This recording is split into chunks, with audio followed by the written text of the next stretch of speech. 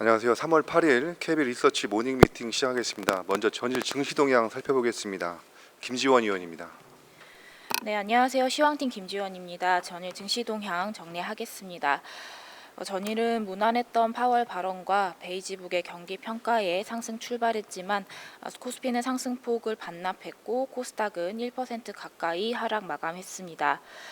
파월 의장은 신중함을 강조했지만 연내 금리 인하 가능성을 시사하면서 시장 예상에 부합했습니다. 베이지북에서는 경제 활동이 이전보다 소폭 증가했다고 평가했으며 이전보다 완화된 고용지표 결과에 미 국채금리가 하락 안정세를 보이면서 안도했습니다. 다만 외국인이 코스피 현물을 이틀간 7천억 원 넘게 순매도하고 추가적인 동력이 부재한 가운데 2차 전지를 제외한 대부분의 종목들이 상승폭을 반납했습니다. 2차 전지는 삼성 SDI의 급등세가 특징적이었고 저 PBR주 중에서는 금융지주사가 양호한 흐름을 시현했습니다. 전일에 총 12명으로 구성된 기업 밸류업 자문단 첫 회의를 통해서 밸류업 프로그램 세부 지침을 기존 6월에서 5월로 한 달 앞당겨 공개하기로 결정한 영향이 작용했습니다. 해외 증시 살펴보겠습니다. 미 증시는 파월 의장의 비둘기파적인 발언과 기술주 강세에 힘입어서 3대 지수가 상승했습니다. S&P 500은 최고가를 재차 경신했고 나스닥도 최고치에 근접했습니다. 파월 의장은 상원 증언에서 금리 인하에 필요한 자신감에서 머지 않았다며 올해 언젠가 금리를 인하할 것이라고 발언하면서 투자 심리 개선을 가져왔습니다. 종목별로는 기술주들의 강세가 이어졌는데요. 엔비디아가 4.47%를 지속했고 반도체 지수도 3%대 강세를 이어갔습니다. 다만 애플은 0.07% 소폭 하락하면서 7거래일 연속 하락세가 이어졌습니다. 중국 증시는 양회 실망감이 지속되는 가운데 미중 관계 악화 우려가 재부각되면서 하락했고 유럽 증시는 ECB 금리 동결 결정과 인플레이션 완화 평가 영향에 일제히 상승했습니다. 미국 국채 수익률은 파월의 의회 증언과 ECB 통화정책 회의 결과를 소화하면서 하락했고 달러 역시 하락했습니다. 관전 포인트 짚어보겠습니다. 전일보다 좀 더 비둘기파적인 색채가 확인된 파월 의장의 발언에 국채금리가 하락했고 달러 약세 나타나면서 기술주 강세 흐름이 진행됐습니다. ECB도 금리를 동결했고요. 라가르드 총재는 인플레이션 흐름이 좋은 진전을 보이고 있다고 평가를 하면서 연준과 ECB 모두 6월 인하 기대감이 시장에 높아진 상황입니다. 이에 국내 증시도 기술주 중심으로 전일보다 완화된 흐름이 나타날 것으로 기대됩니다. 순매도 전환했던 외국인 수급의 변화 여부에 주목할 필요가 있겠습니다. 감사합니다. 네, 파월 의장의 비둘기파적 발언과 기술주 강세에 힘입어서 3대 지수 모두 상승세를 보였습니다. 특히 S&P 500 지수는 다시 최고가를 경신하는 모습이었고요. 다음은 그 디지털 에셋 브리프죠. 다이아 KB 브리프 한번 살펴보겠습니다. 김지원 의원입니다. 네, 가상자산 담당 김지원입니다. 가상자산 관련 업데이트 드리겠습니다. 해당 자료는 전일 장중에 발간된 자료입니다. 비트코인의 반감기가 40여일 앞으로 다가왔습니다. 현물 ETF 승인 이후에 잠시 주춤했던 비트코인 가격이 ETF 관련 수요와 반감기 이후 가격이 상승했었던 경험을 토대로 기대감이 선반영되면서 역사적 신고가를 달성을 했습니다. 비트코인의 반감기란 블록 채굴에 대한 보상이면서 비트코인은 비트코인의 채굴에 대한 보상으로 주어지는 것입니다. 매 21만 번째 블록 재해 채굴 보상이 절반으로 줄어들게 설계가 되어 있고요. 평균 10분마다 한 개의 블록이 채굴되기 때문에 21만 번째 즉 반감기까지는 약 4년이 걸리게 되어 있습니다. 반감기 기간이 4년을 주기로 해서 비트코인 가격은 반감기 이후에 1년 상승, 그 이후 1년 하락, 또 이후 2년간은 횡보 또는 등락을 하는 패턴이 나타났습니다. 이러한 가격의 흐름은 반감기에 대한 우려와 안도가 만들어낸 흐름이라고 해석해 볼 수 있는 상황입니다. 올해는 과거 3번의 경험을 통한 학습 효과가 작용을 했고 또 추가적으로 비트코인 현물 ETF라는 수요 확대 모멘텀이 더해졌습니다. 1월 21일 ETF의 승인 이후에 현재까지 약 85억 달러의 자금이 유입된 것으로 확인이 되고 있습니다. 또한 개인 투자자 중심이던 비트코인의 수급 주체에 장기적 관점에서 투자하는 기관이 등장한 점도 최근 가격 흐름을 좀 변화시킨 이유라고 볼 수 있고 향후 가격의 흐름에도 영향을 줄 것으로 보입니다. 반감기로 비트코인의 공급이 감소하는 반면 신규 ETF 수요는 비트코인의 가격을 지지하는 요인으로 작용할 수 있습니다.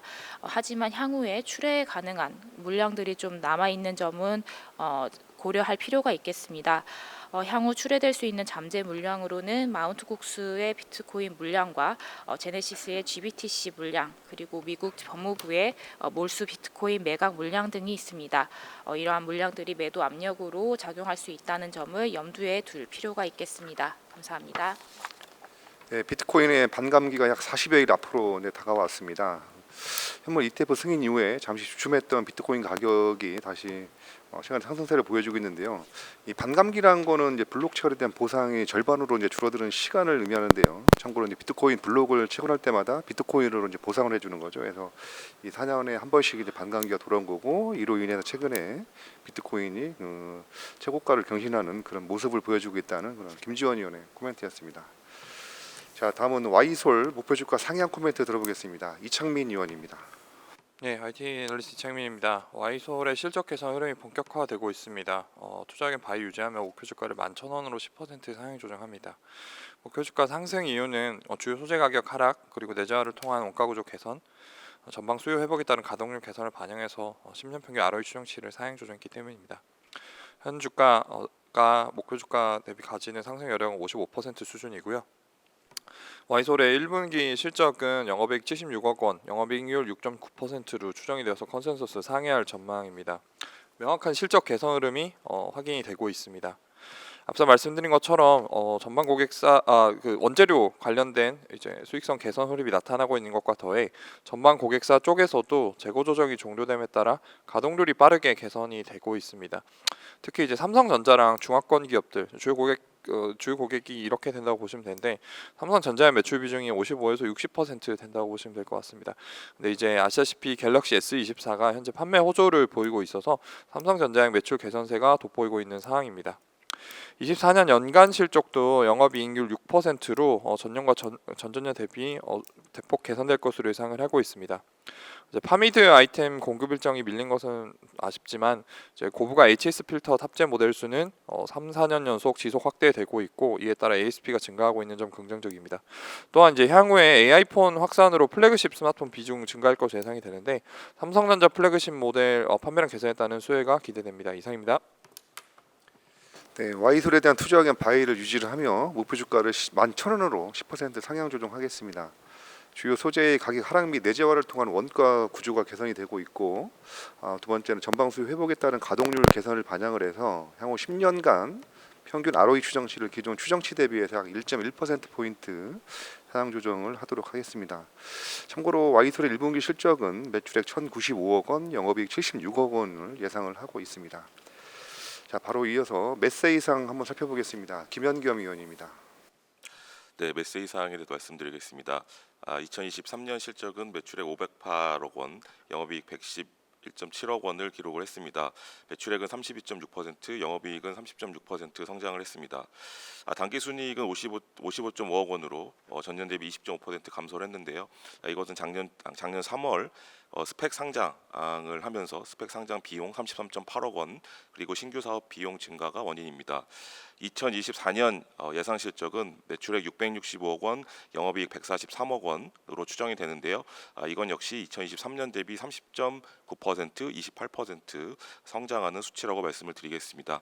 신규 사업 확장, 그리고 대형 전시 주체에 따른 외형 성장이 지속될 것으로 전망이 됩니다. 2024년은 국내 최대 전시 주최사의 입지를 확고히 다지는 한 해가 될 것으로 보입니다.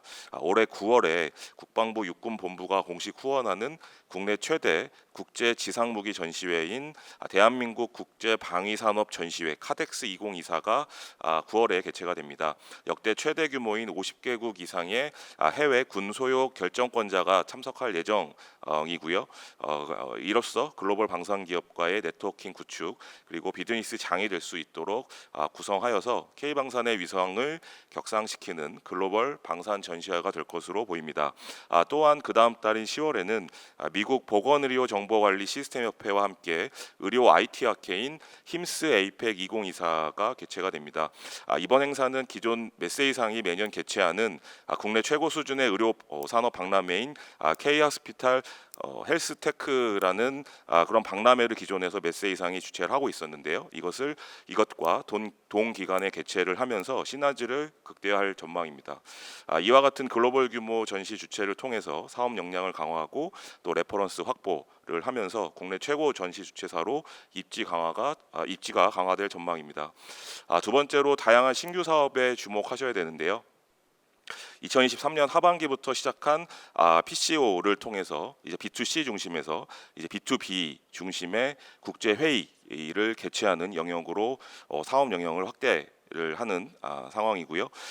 이런 것들이 이제 B2C를 기존 전시 주체와 시너지가 기대가 됩니다. 두 번째는 올해 초 신설된 자회사 빌드만을 통해서 기존 전시 주체 중심에서 설치 그리고 서비스 영역까지 사업을 확대하면서 경쟁력을 강화할 전망입니다. 기존의 전시 주체만 중심으로 했고 그러면 이제 전시를 할 때 그 안에 이제 부스 설치 이런 것들이 따라오게 되어 있는데요. 이것까지 이제 메세이상이 사업 확대를 하면서 올해부터 시작한다라는 의미고요. 세 번째는 올해 11월 인도 최대의 전시장인 IICC, 아시아에서 5위의 규모를 자랑하는 이 IICC에서 전시회를 개최하면서 해외 진출을 본격화할 전망입니다. 리스크 요인으로는 코로나19 같은 글로벌 신종 전염병 위기 발생이 재현이 된다면 전시 개최 감소 가능성이 있습니다. 이상입니다. 네, 메세이상 2023년도 실적은 매출액 508억 원, 영업이익 111억 원을 기록했는데요.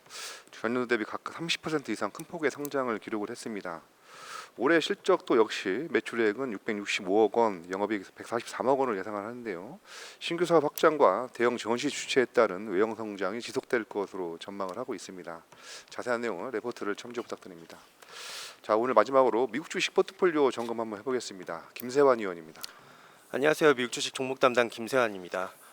저희는 이번 포트폴리오 리밸런싱에서 IT 비중을 이제 일부 저희가 좀 덜어내는 작업을 하고 있는데요. 일단은 IT에 대한 이제 AI에 대한 그런 수요 그리고 지금 현재 주가 대비 이익 수준이 굉장히 높은 수준이기 때문에 저희가 장기적 관점에서는 전혀 무리가 없다고 생각을 합니다. 하지만 운용을 하시는 입장이시라면 변동성을 조금 관리해야 되는 시점이라는 걸 저희가 또 이제 변동성 지표를 통해서 이번 그 리밸런싱 자료에서 제시를 하고 있습니다. 먼저 저희 모델 포트폴리오 수익률을 한번 살펴보면 연초 이후 저희는 MP 같은 경우는 11.85%로 S&P 500을 소폭 상회를 하고 있습니다. 저희 MP에서 이제 S&P 500에 속해 있는 비중보다 높은 탑픽이라고 할 수가 있죠. 이거를 꼽아보면 알파벳, 마스터카드, 넷플릭스, 인투이티브 서지컬, 스타벅스를 시장 비중보다 조금 더 높게 설정해서 가져가고 있습니다. 작년 하반기까지만 해도 저희는 이제 뭐 엔비디아라든지 AMD 각종 이제 AI 반도체 기업들이 상위에 위치를 했었지만 저희는 변동성 관리 측면에서 약간 그 기업들의 비중을 살짝 낮춰서 소비에 조금 연관되어 있는 코어라고 할 수 있죠. 코어 그로스의 비중을 저희가 조금씩 상향을 하고 있습니다. 저희 모델 포트폴리오의 오버뷰를 간단하게 말씀드리면 일단은 MP에 구성되어 있는 종목은 22개로 구성이 되어 있고요. 액티브 비중은 한 70% 정도 됩니다. 저희가 장기익 성장성이 이제 3년에서 5년 EPS 연평균 복합 성장률인데요. 이 부분이 한 17.5%로 시장보다는 한 4%에서 5%포인트 정도 높은 성장성을 보이는 그런 주식들로 구성이 되어 있습니다. 하지만 이제 2023년 PER 같은 경우는 시장보다는 좀 높은 편이죠. 이걸 반영한 PEG 배수는 2.29배로 장기익 성장성을 반영한 주가가 S&P 500보다는 더 저평가된 위주로 성장을 할 수 있는 기업 위주로 저희가 22개의 종목을 설정해서 가져가고 있습니다. 저희 MP의 가장 중요한 부분은 12개월 포워드 ROE가 지금 현재 34.5% 정도 되고 있다는 점입니다. 시장이 20%인 걸 감안을 하면 14%포인트 정도 높은 ROE를 보이고 있는 그런 종목들로 구성이 되어 있습니다. 최근에 저희의 투자 전략 같은 경우는 작년 하반기부터 IT가 워낙 많이 올랐기 때문에 IT를 매도를 하는 건 아닙니다. 일정 부분 먹은 부분을 살짝 덜어내서 이제 퓨어 그로스에서 이제 코어로 옮겨가는 그런 작업을 지금 꾸준히 하고 있습니다. 이번 포트폴리오 3월 전략에 대해서 말씀드리면은 변동성이 여전히 저희는 중요하다 이렇게 생각을 하고 있고요. 종목의 빈번한 교체보다는 비중 조절을 통한 리밸런싱 말씀드린 대로 먹은 부분을 일정 부분 덜어내서 하락한 종목들 저희는 하락한 종목들이라고 해서 NP에 있는 종목들은 전부 다 매도 의견이 아니라 사실 저희는 장기 성장성이 높은 종목이라고 보고 있기 때문에 조금 빠졌을 때 조금 더 넣어주는 그런 식의 비중 조절을 통한 리밸런싱을 진행을 하고 있습니다. 작년 NP 수익률이 52% 정도로 굉장히 높았던 만큼 변동성도 고려를 해야 되고요. 그리고 순수 성장주 비중을 낮추고 코어 성장주 비중을 높이고 있는 점, 그리고 가격 멀티플이 증가하고 있는 IT 비중을 낮춰서 그로스 성향을 갖춘 소비 관련 기업, 좀 전에 보여드린 그런 기업들로 조금 옮겨가고 있습니다. 그래서 저희의 전반적인 지금 현재 모델 포트폴리오의 운용 방향성은 이번에는 3월에는 존슨앤존슨 헬스케어를 하나 편입을 했습니다. 신규 편입을 했고 계속적으로 저희가 비중을 상향해서 유지하고 있는 종목들은 아마존, 넷플릭스, 유나이티드 헬스그룹, 스타벅스, 나이키를 저희가 제시를 드려왔습니다.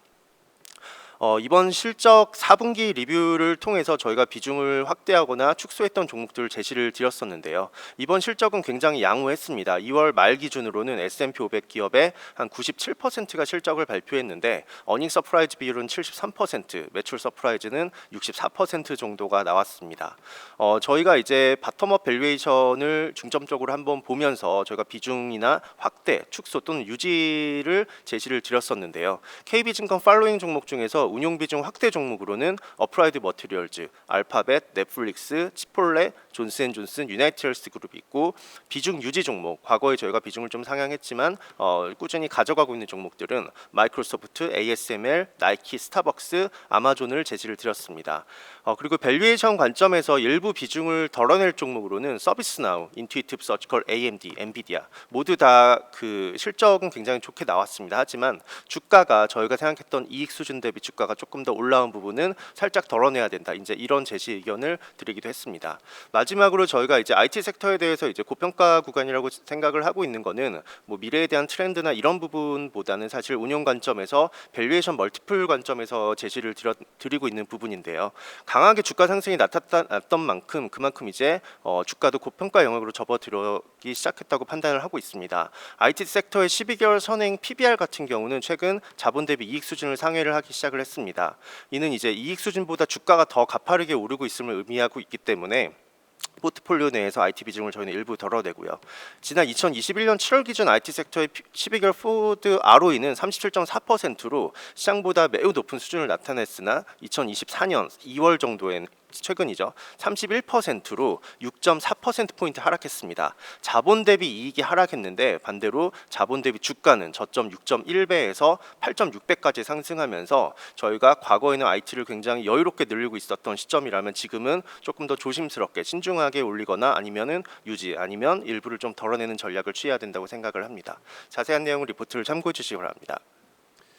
네, 그 미국 주식 포트폴리오의 성과가 상당히 좋습니다. 올해 연초 이후에 YTD 수익률은 약 11.85%를 기록을 하면서 벤치마크인 S&P 500 지수를 약 1.11%포인트 상회를 하기 시작을 했습니다. 따라서 저희 포트폴리오 팀에서는 작년 하반기부터 이어온 변동성 관리 전략을 유지하도록 하겠습니다. 그래서 종목의 빈번한 교체를 지양을 하고 비중 조절을 통한 리밸런싱으로 초과 수익을 달성하는 전략을 유지하도록 하겠습니다. 3월에 신규 편입 종목으로는 존슨앤존슨을 제시를 하고 포트폴리오 변동성을 낮추기 위해서는 아마존, 넷플릭스, 유나이티드 헬스케어, 스타벅스, 나이키 등의 비중을 확대하도록 하겠습니다. 참고로 강한 주가 상승이 나타났던 만큼 IT 섹터의 주가는 고평가 영역에 접어들기 시작했다는 판단을 하고 있습니다. 자세한 내용은 레포트를 참조 부탁드립니다. 이상으로 3월 8일 KB 리서치 모닝 미팅 마치도록 하겠습니다. 감사합니다.